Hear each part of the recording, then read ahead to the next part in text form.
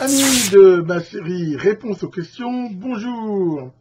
Alors voilà, je vous avais annoncé il n'y a pas longtemps donc l'existence de cette nouvelle série, un RAC pour Réponse aux questions. Et ma foi, j'en ai déjà reçu quelques-unes. Des questions qu'on peut en gros, je dirais, classer en trois catégories. Des questions qui sont tout à fait dans l'idée de RAC et auxquelles je vais commencer à répondre aujourd'hui. Des questions qui sont aussi très intéressantes, mais qui à la limite, je pense, nécessite même de faire une vidéo dédiée, plus que voilà, de réponses relativement plus rapides dans RAC.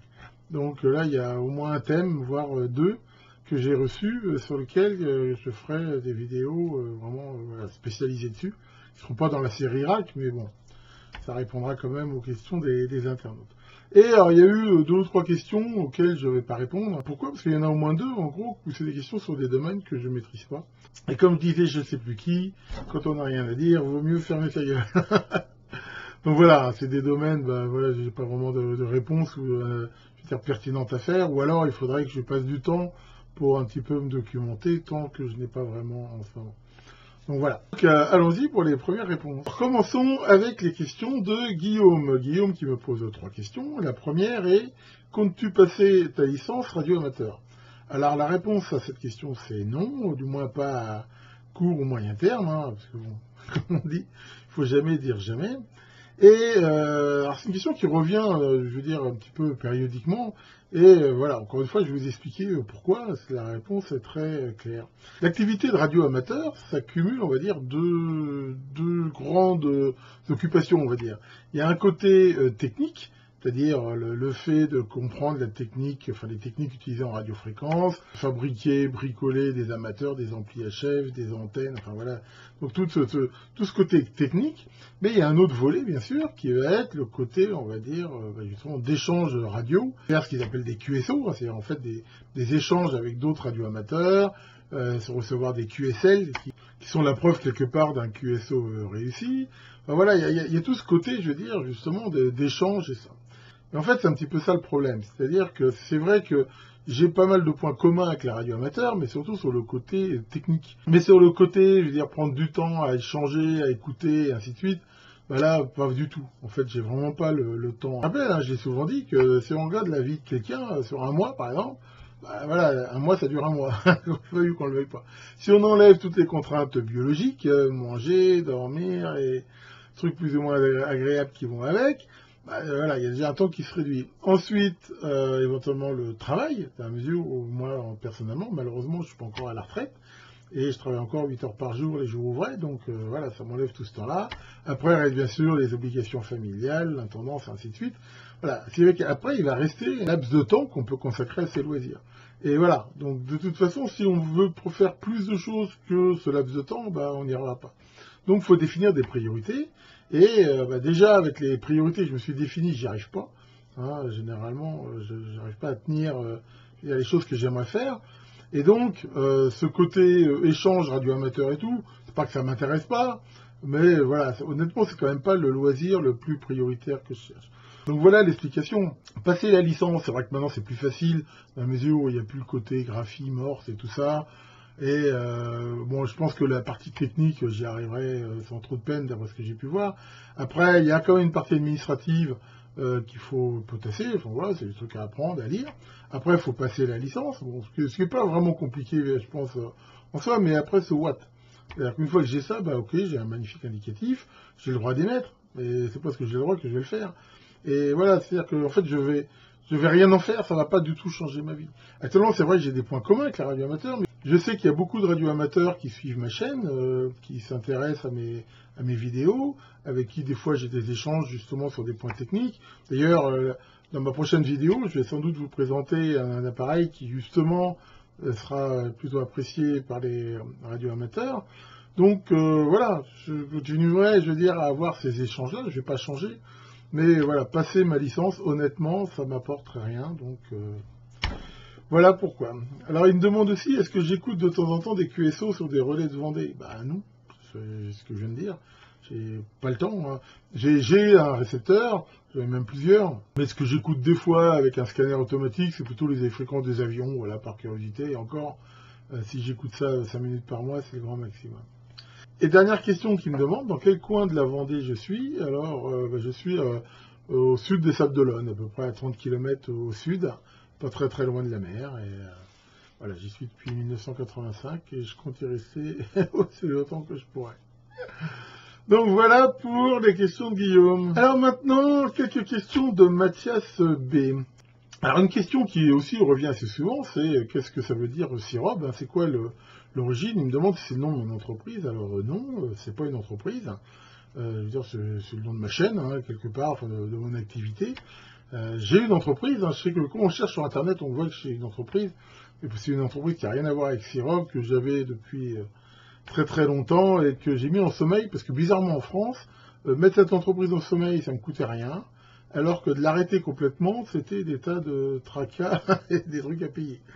Donc voilà, elle est en sommeil, mais ça n'a rien à voir avec Sirob.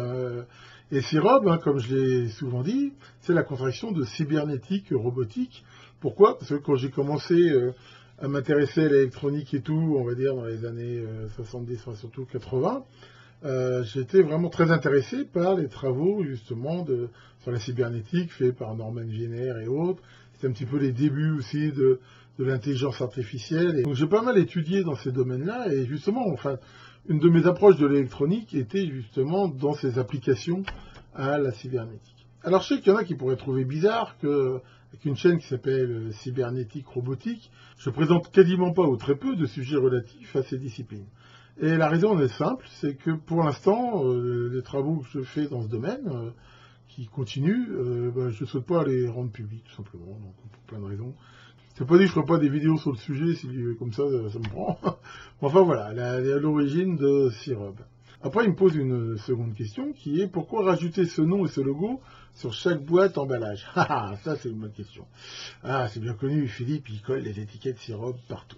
Alors je suis sûr qu'il y a des psychanalystes et tout qui diraient oh là là, il doit y avoir un truc, ça veut combler un manque, il n'a pas tété sa mère assez longtemps, il y a peut-être des rapports un peu bizarres avec des étiqueteuses, enfin des tas de trucs comme ça. Alors bon, moi ça me fait toujours pas marrer, des fois comme ça on va chercher des tas d'explications, alors peut-être qu'il y en a, j'en sais rien. En fait la raison est toute simple, c'est que ça me fait plaisir, déjà à la base simplement, voilà, c'est que ça me fait plaisir de faire, mais je pense que c'est lié surtout, je veux dire un petit peu à la culture, un peu, enfin, d'avoir côtoyé des entreprises de grandes marques qui pratiquent ça.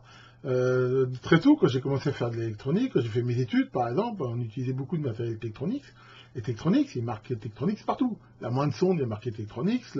La moindre pince crocodile, c'est Tektronix. La BNC, c'est Tektronix. Enfin, voilà, Tektronix partout.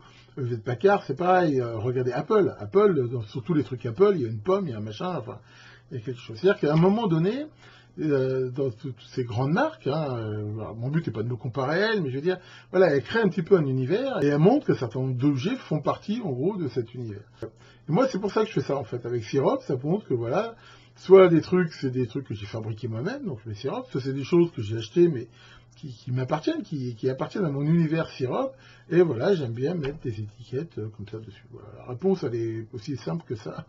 Alors, je sais qu'il y en a qui peuvent trouver ça complètement débile, puéril, tout ce qu'on veut. Après, comme disait Clint, hein, les avis, c'est comme les trous de cul, tout le monde en a. Après, honnêtement, s'il y en a à qui ça plaît pas, ben ça leur plaît pas, c'est leur problème, c'est pas le mien. Moi, je continue à faire ça me fait plaisir, et puis je pense que c'est pas très gênant comme plaisir. Et dernière question de Mathias, pourquoi je fais les descriptifs en anglais?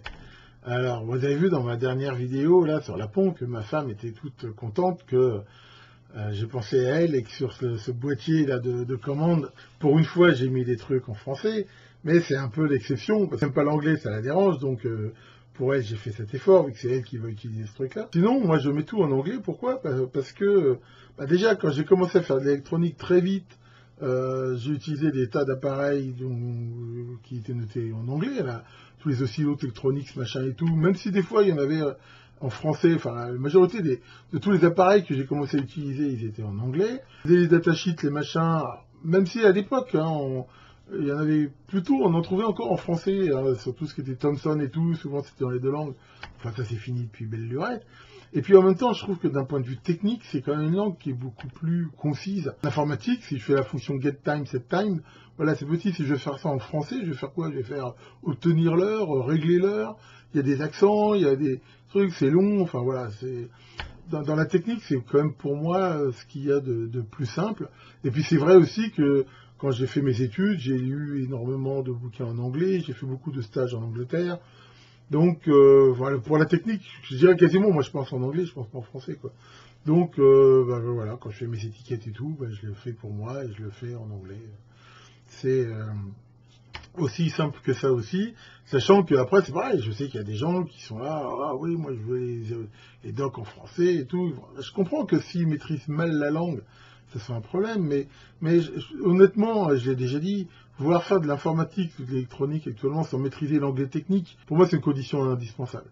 C'est-à-dire que si on veut faire de l'électronique ou de l'informatique, faut mieux investir du temps à essayer d'apprendre le minimum pour comprendre, surtout que maintenant il y a quand même des tas d'outils de translation, de Google, de machin, que de vouloir se battre à tout prix pour essayer de trouver des trucs en français. Surtout que souvent c'est très mal traduit. Quand on regarde par exemple sur certains oscilloscopes, quand c'est en langue française, c'est super mal traduit, je veux dire. À la limite, des fois il y a même des grosses erreurs. Même les docs sont souvent incompréhensibles parce que voilà, ça n'a pas été traduit par des gens qui ont les connaissances techniques. Enfin voilà, après, je veux dire, c'est un choix qui est personnel, qui, je comprends, peut se discuter, mais moi je continuerai à faire mes docs, mes programmes et tout en anglais. J'envisage pas tellement de faire autrement. Maintenant, il ne faut quand même pas oublier que, malgré tout ce que je viens de dire, une des raisons de motivation d'avoir créé ma chaîne Syrup, c'était justement de faire une chaîne électronique en français. Et je fais quand même 99,9999% de mes vidéos en français. Je crois que j'en ai fait une ou deux en anglais pour des raisons vraiment spéciales. Donc là-dessus, je reste quand même français. Et puis en même temps, quand je parle anglais, j'ai un accent français qui est absolument indécrottable. Voilà, je parle anglais couramment, mais pas l'accent, faut dire ce qui est. Alors maintenant, une question de Seb. Seb qui me dit que il se pose un petit peu de questions pour savoir comment ranger ses composants.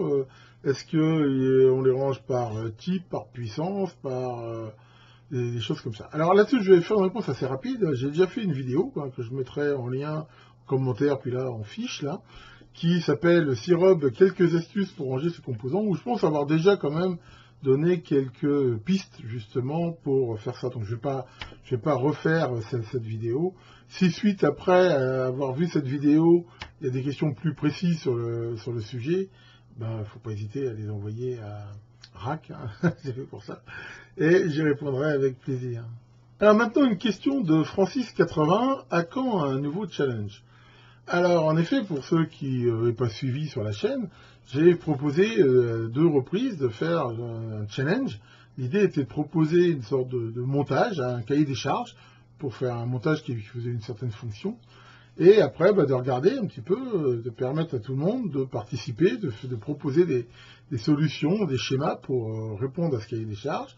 Et voilà, en essayant après, et l'idée après, c'était que je les présente et que, voilà, de voir les différentes solutions, éventuellement les plus économes en composants ou les plus astucieuses, on va dire.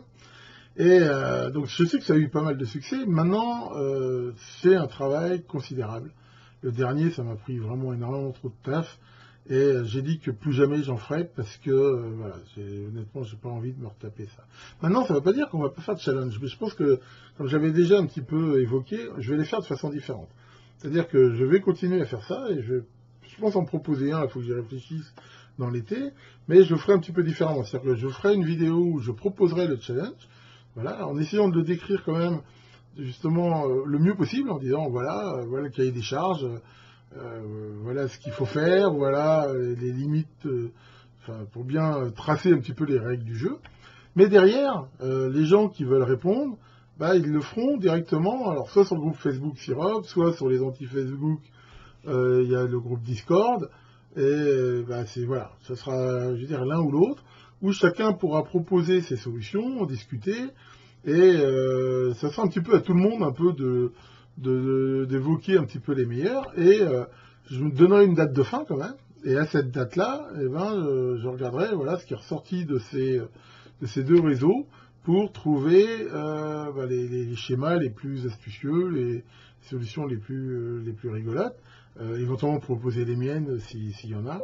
Mais voilà, ça me permettra quand même de faire ça de façon, je veux dire, beaucoup moins consommatrice de temps. Mais voilà, sinon les challenges comme j'ai fait, honnêtement, j'ai pas envie de me relancer là-dedans. Donc voilà, Francis 80, la réponse à la question, et je pense faire ça durant l'été, là, pour les vacances, je vais probablement... Et pour finir, une dernière question de Sebidoki, hein, c'est son pseudo, hein, je suppose. Sa question, c'est, j'ai un triac d'une perceuse à colonne par side, complètement noyé dans l'époxy, comment faire pour l'enlever, comment faire pour le remplacer? Et alors ça, c'est un sujet, j'en ai déjà un petit peu parlé, mais je peux le traiter encore un peu à nouveau. Et en fait, malheureusement, il n'y a pas, pour tous ces sujets-là, de réponse toute faite et de solution facile. Alors je rappelle, c'est quoi le problème? Le problème, c'est que des fois, on a des montages qui sont complètement noyés dans différentes résines, dans du silicone, dans des choses comme ça. Alors ça peut être tout le montage, ça peut être certaines parties, ça peut être certains composants. On trouve par exemple souvent ça sur des condensateurs, des gros condensateurs, des prises qui sont fixées comme ça avec différentes colles ou différentes résines. Et bien sûr, des fois, c'est très embêtant pour pouvoir faire des réparations. Alors déjà, pourquoi les fabricants font ça? Ils font ça pour deux raisons principales. La première, c'est des fois, justement, de façon à apporter une résistance supplémentaire, soit à l'humidité et à la corrosion à l'environnement, parce qu'on va retrouver dans les clôtures électriques, où certains fabricants, maintenant, ils noient carrément tout le circuit imprimé dans de la résine, et c'est vrai que sur les clôtures où, typiquement, il y a beaucoup d'humidité, de fourmis, d'insectes, de saloperies, c'est sûr que ça protège bien. Ou alors, ça peut aussi pour de la résistance mécanique, comme j'ai dit, par exemple, souvent, des gros condensateurs, si jamais c'est soumis à un choc, vu leur masse, ça va faire un effort un peu trop fort éventuellement sur les connexions qui servent aussi d'attache mécanique. Et voilà, le fait d'y mettre par exemple une bousée de colle fait que le composant va mieux tenir, ou alors empêcher des vibrations, ou alors on le voit aussi souvent sur des connecteurs, faire que justement il reste bien enclenché, que s'il y a des chocs, des machins, ça c'est pas tendance à se débrancher. Donc ça, on va dire, c'est ces raisons-là. Et la deuxième grande raison pour laquelle on fait ça, c'est de la protection industrielle, et à tort ou à raison, mais voilà, c'est l'idée de se dire, si mon circuit il est complètement noyé dans de la résine noire, ça sera beaucoup plus difficile à un éventuel concurrent de faire du rétro-engineering et d'aller voir comment j'ai fait. C'est la même raison qui fait qu'il y en a qui grattent les références des circuits intégrés, par exemple. Et ça c'est quelque chose qui existe. J'ai même vu des fois des fabricants, non seulement ils mettaient de la résine, mais dedans ils mettaient un abrasif, du courant d'onde, je sais pas quoi, pour faire que, même si on voulait attaquer ça à la meule, par exemple, ça use beaucoup de meule parce que c'était comme ça. Alors après, voilà, on peut trouver ça bien ou pas bien, c'est pas le débat, mais enfin voilà, il y a des fois c'est fait comme ça. Après, il y en a qui disent aussi que ça serait un peu comme ça, ils sont sûrs qu'on peut pas les réparer. Je vous renvoie sur ma vidéo sur l'obsolescence programmée. Je suis pas sûr que ça soit vraiment une motivation quand même de dire, je le noie dans la résine comme ça, je suis sûr qu'ils le répareront pas. Peut-être que ça peut arriver, mais honnêtement, j'ai du mal à y croire. Les deux raisons principales, c'est celles que j'ai dites. Après, quand on veut enlever ça, il faut aussi se poser la question, c'est pourquoi j'ai besoin de l'enlever. Et là, souvent, c'est pareil, il y a un petit peu de raison principale, décidément, c'est le jeu des deux aujourd'hui. C'est soit, et c'est plus souvent le cas pour un amateur, c'est pour réparer, c'est parce que voilà, j'ai besoin d'enlever ce composant, d'ouvrir cette boîte, d'accéder au circuit pour pouvoir le réparer. Ou alors, des fois, justement, parce qu'on veut faire du rétro-engineering, c'est-à-dire un peu par curiosité. Et dans les deux cas, il faut aussi se poser la question de se dire, est-ce que c'est grave si je l'abîme? Parce qu'on va voir tout à l'heure que quand on va faire ce genre de choses, on prend toujours le risque d'abîmer le circuit. Alors, quand c'est pour le réparer, ça peut être gênant. Parce que je veux dire, il est déjà en panne, le bignou. Si en plus, en l'ouvrant, on le bousille encore plus, voire complètement, c'est pas tellement gagné. D'un autre côté, le risque qu'on prend n'est pas non plus très grand, parce qu'on peut se dire, de toute façon, foutu pour foutu, au moins j'aurais essayé. Donc, il y a ce cas-là. Après, il y a le cas où, de toute façon, on sait qu'on n'en a rien à faire. Là, ça va être le cas, par exemple, de 2,6-silicium, quand il dissout à l'acide ses circuits et tout pour sortir les puces. Il est évident que le circuit, il est mort de chez mort, mais bien sûr, l'idée derrière, c'est parce que il veut le regarder comme ça, avec un microscope électronique, ou le regarder. Donc là, on va dire, on s'en fout un petit peu. Ça m'est arrivé aussi d'en ouvrir, justement, des morts, mais on va dire par curiosité, simplement, voilà, de voir aussi comment c'était fait. Mais là, c'est vrai que si on se dit, si on pète des trucs, c'est pas très très bien. Donc ceci posé, et pour terminer, justement, comment on fait pour enlever ces saloperies? Et là, encore une fois, il y a deux grandes familles de solutions qui sont la solution, on va dire, mécanique et la solution, on va dire, chimique. La solution mécanique va consister à faire une attaque par quelque chose de mécanique, justement, pour enlever le produit enrobant. Donc, quand je dis une attaque mécanique, ça peut être fait selon les produits, avec un scalpel, ça peut être fait avec une Dremel, avec une fraiseuse, enfin, une scie, enfin, je veux dire, vite, voilà, tous les outils qu'on peut avoir à disposition, sachant que là, l'idée, ça va être, voilà, d'attaquer de façon mécanique. Alors, ça va dépendre énormément des types d'enrobage, parce que, comme j'ai dit, il y a énormément de types possibles. Par exemple, moi, j'ai des circuits, j'en avais un sur ma table traçante, je crois que j'ai fait une vidéo là-dessus, où le circuit était rempli d'une sorte de silicone. Ben là, je veux dire, avec un scalpel, on arrivait, voilà, il fallait être très patient, couche par couche, mais on arrivait à l'enlever à peu près sans trop de dommages. Alors c'était un travail de très longue haleine, ça peut prendre des heures, mais ça s'enlève assez bien, je veux dire, le silicone, voilà, on le coupe, ça se pèle un petit peu. Quand c'est quelque chose de dur, ben là c'est beaucoup plus compliqué, ça peut être fait éventuellement en effet avec une fraiseuse, mais là ben, ça va faire beaucoup de poussière, éventuellement ça va chauffer, ça peut même fondre. Enfin, ça va dépendre un peu des matériaux. Dans de rares cas, ça peut se fondre dans la mesure où, par exemple, il y a des cas où la colle, par exemple, qui tient des composants, en fait, c'est de la colle chaude, un peu genre pistolet à colle, et des fois, en chauffant avec un truc à air chaud, eh ben, ça peut les ramollir. Mais voilà, c'est pas le cas de toutes les résines. Il y en a qui vont pas aimer ça, il y en a qui vont se mettre en poudre. Enfin, il y a un petit peu de tout. Enfin voilà, on va dire que ça, c'est des trucs mécaniques. Sachant que, voilà, selon les matériaux aussi, ça peut être cassant. Une technique que j'ai eue des fois, moi, c'est aussi de les serrer dans un étau pour commencer à les fendre un petit peu. Mais voilà. Le gros danger, que ça soit aussi bien par la méthode 1 ou 2, encore une fois, c'est de ne pas endommager ce qu'il y a dedans, quoi. Donc ça, c'est pas facile à voir. Surtout que des fois, on n'a pas vraiment idée de comment c'est fait. Il y a des circuits où à l'intérieur, la résine elle est juste autour, mais le circuit lui-même, il n'est pas enrobé de résine. Ça fait une sorte de coque. Et ça, c'est plutôt une bonne chose quand ça arrive, parce qu'une fois qu'on a cassé cette coque, on y a accès. Mais d'autres circuits sont complètement remplis. Et c'est pas très facile de savoir, à moins d'avoir, comme 2 sacs silicium, accès à un équipement rayon X, parce que quand même peu d'amateurs ont, c'est vraiment pas facile. Enfin donc ça va être pour toutes les attaques, on va dire, mécaniques. Après le chimique. Alors la chimique, c'est encore plus compliqué.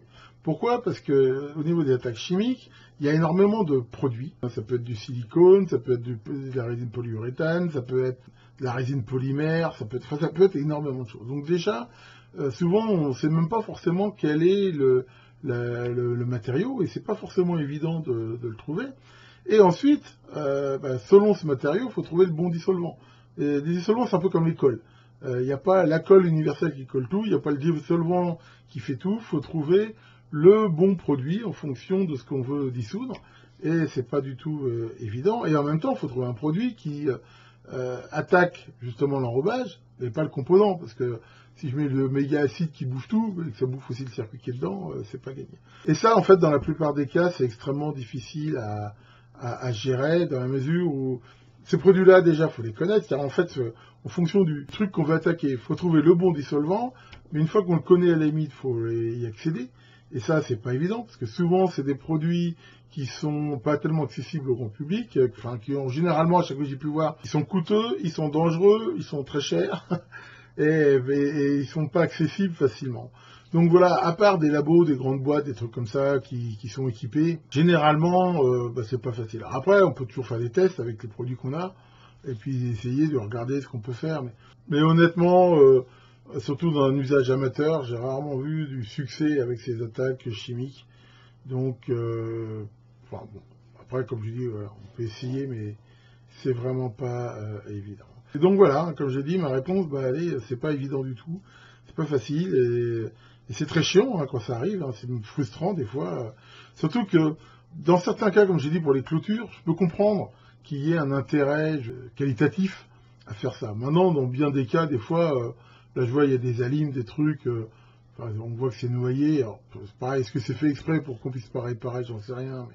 Mais au moins, ils ont au moins pas fait exprès de faire que ça soit réparable. Et ça, c'est quand même très, très chiant. Là, ils nous bassinent avec faut réparer, faut pas acheter et tout, mais voilà, pour moi, il y aurait quand même 2 lois à faire. Si vous connaissez des députés, il faudrait leur dire. C'est mettre les services manuels en ligne, au moins pour les matériels de plus de 3 ans, librement, et essayer d'inciter les constructeurs à concevoir des appareils où voilà, on ne soit pas obligé de jeter tout un truc pour une petite résistance ou un petit condensateur à 3 balles de cassé. Enfin voilà, c'est comme ça, on va pas refaire le monde. Donc voilà pour ce premier épisode de la série RAC. Et voilà, on voit que ça prend du temps, parce qu'on veut bien répondre aux questions. Là, je vois, j'ai déjà dépassé les 25 minutes que j'essaie de m'imposer. Là, je suis sûr que je suis quasiment presque une demi-heure. J'espère que ça vous aura intéressé. C'est vrai que là, je vais dire, c'était une réponse un peu en live, j'ai pas fait de démo ni rien. Mais comme j'ai dit, dans le futur, s'il y a des questions qui s'y prêtent, je n'hésiterai pas à me servir de support démo ou autre. Voilà, donc comme d'habitude, je mettrai en commentaire de la vidéo. Si vous voulez vous-même poser des questions, la marche à suivre. Sachant que bien sûr, je ne vais pas non plus faire que des vidéos RAC. J'en ferai au fur et à mesure que j'ai des questions, peut-être 1 ou 2 par mois. Donc bien sûr, je vais continuer les différents sujets de ma chaîne. Alors là, je suis dans mon bureau, donc Maurice n'est pas là, mais il m'a posé une question aussi, lui. Alors je vais lire la question de Maurice. Il m'a dit, les fans d'Harry Potter, ils ont levé leur baguette à la mort d'Alan Rickman. Les fans de Star Wars, ils ont levé des sabres laser à la mort de Carrie Fisher. Et il me dit, la mort de Rocco Siffredi risque d'être un peu rock'n'roll. Qu'est-ce que j'en pense? Ouais, en effet. Dans cette logique-là, on risque de rigoler un petit peu. Enfin voilà, en tout cas, moi, mes vacances se rapprochent doucement. Encore, on va dire 1 semaine et demie. Voilà, comme d'habitude, je reste chez moi, j'ai plein de trucs à faire. Je ferai comme d'habitude des petites vidéos estivales. Que le grand RAC vous accompagne sur le chemin de la connaissance et à très bientôt pour de nouvelles vidéos.